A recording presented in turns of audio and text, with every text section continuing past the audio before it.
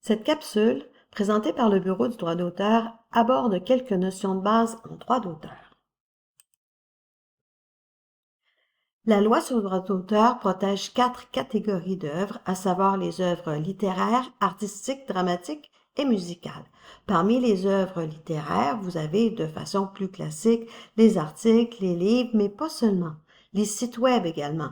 Tout ce qui se trouve sur les sites web sont généralement protégés par la loi sur le droit d'auteur. L'œuvre littéraire inclut également la fiche d'information, les questionnaires, les outils d'aide à la décision, les guides de référence, le logiciel, parce que lorsque la loi a été adoptée, on ne pensait pas à une technologie telle que le logiciel, et le logiciel, au fil du temps, a été assimilé à une œuvre littéraire parce que c'est de l'écriture de code source. Dans l'œuvre littéraire, on inclut également les données. Par contre, il faut que ce soit des données analysées, compilées, il faut que ce soit des données secondaires sur lesquelles il y a un travail d'auteur. Parmi les œuvres artistiques, ça regroupe toutes les œuvres visuelles, photographies, dessins, images, graphiques, cartes, etc. Et enfin, les œuvres dramatiques et musicales. Si vous êtes dans cette catégorie d'œuvres, la durée légale de la protection est durant la vie de l'auteur ou du créateur, plus 70 ans suivant son décès. Après cette période, l'œuvre tombe dans le domaine public, ce qui veut dire qu'un utilisateur pourrait utiliser une partie importante ou même la totalité de l'œuvre sans avoir à obtenir de permission. La loi ne protège pas les données historiques, elles sont également dans le domaine public, les formules chimiques ou mathématiques connues ou évidentes, ainsi que les données brutes, c'est-à-dire les faits pour lesquels il n'y a pas de travail d'auteur. La loi ne protège pas les idées, parce que la loi sur le droit d'auteur protège l'expression de l'idée. Donc, on dit en droit d'auteur que l'idée, elle est de libre parcours. Il y a 3 autres critères déterminants pour qu'une œuvre soit protégée par la loi sur le droit d'auteur, à savoir l'originalité. L'originalité, c'est l'expression d'un minimum de talent et de jugement de l'auteur ou du créateur.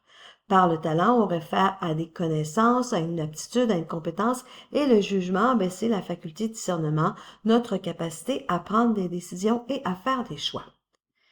Deuxièmement, l'œuvre doit être créée par une personne physique ou une personne morale comme une compagnie.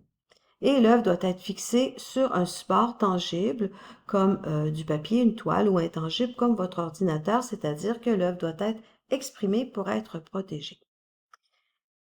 Dès lors que vous êtes dans ces critères, la protection légale, elle s'applique aussitôt, donc elle est automatique, elle est internationale, c'est dire qu'il n'est pas nécessaire de l'enregistrer à l'Office de la propriété intellectuelle du Canada pour pouvoir être protégé par le droit d'auteur. Et attention, le symbole du copyright n'est pas obligatoire. Donc, c'est pas parce que vous trouvez un document sur Internet sur lequel il n'y a pas de symbole, ça ne veut pas dire que l'œuvre n'est pas protégée. Donc, revenez toujours sur vos critères de base. On recommande de mettre le symbole, sauf évidemment si vous souhaitez diffuser vos œuvres en libre accès, parce que ce symbole, il rappelle aux utilisateurs qu'il y a des conditions qui pourraient s'appliquer. La loi protège également 2 catégories de droits, à savoir les droits moraux et les droits patrimoniaux, qu'on appelle aussi des droits économiques. Les droits moraux, ce sont des droits qui appartiennent en propre à la personne. Il s'agit du droit à l'intégrité de son œuvre, donc seul vous, auteur-créateur, pouvez modifier votre œuvre. Le droit à la paternité, en tout temps, vous devez être reconnu comme étant l'auteur ou le créateur de l'œuvre, et ça inclut également un droit à l'anonymat. Les droits moraux ne peuvent pas être cédés, mais on pourrait vous demander d'y renoncer de manière expresse. Les droits patrimoniaux, qu'on appelle évidemment aussi les droits économiques, parce que c'est des droits que vous allez céder à une tierce personne, soit par le biais d'une licence ou à travers une cession des droits, et en contrepartie, vous recevez des redevances ou une somme forfaitaire. Donc, ça inclut le droit de publier, de reproduire, d'exécuter en public, de traduire et d'adapter l'œuvre. Au départ, vous êtes tout le temps auteur et titulaire de l'œuvre qui va être créée sous une forme matérielle originale. Le titulaire est l'auteur est le premier titulaire du droit d'auteur sur son œuvre jusqu'à ce qu'il ait cédé ses droits à une tierce personne qu'on appelle le cessionnaire qui devient alors le titulaire de l'œuvre. Donc, on parle souvent de l'éditeur, mais il y a également une exception avec le contrat d'emploi. Par exemple, vous avez réalisé une œuvre dans le cadre de votre emploi, vous avez utilisé les ressources humaines, matérielles et financières de votre employeur. L'employeur va détenir l'œuvre, il va devenir le titulaire, mais bien sûr, on devra toujours respecter vos droits moraux. Et finalement, sur les travaux économiques, le droit d'auteur, par exemple, dans une thèse ou un mémoire déposé à la faculté des études supérieures, appartient à l'auteur, à l'autrice, donc à la personne étudiante, conformément à l'article 6 du règlement sur la propriété intellectuelle à l'Université Laval. Concernant les œuvres en collaboration, ce sont des œuvres qui sont exécutées par la collaboration de deux ou plusieurs auteurs dans laquelle la part des uns n'est pas distincte de la part des autres. Les auteurs ont alors des droits égaux dans l'œuvre et si vous voulez utiliser l'œuvre, par exemple, vous voulez utiliser votre article scientifique créé en collaboration avec des co-auteurs, vous devez obtenir une autorisation des co-auteurs pour pouvoir utiliser cet article-là, l'insérer dans votre thèse ou votre mémoire, par exemple. Et si vous souhaitez soumettre l'article scientifique à un éditeur, ça prend également l'autorisation de tous les co-auteurs. Ce qui m'amène à déterminer si en réalité vous êtes une personne autrice ou une collaboratrice.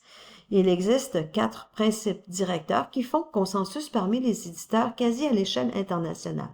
Donc, ce sont des principes définis par l'International Committee of Medical Journal Editors et ces principes ont été adoptés par l'Université Laval, par le vice-rectorat à la recherche, à la création et à l'innovation en 2012 et ils ont été intégrés dans la politique sur la conduite responsable. Les critères sont les suivants.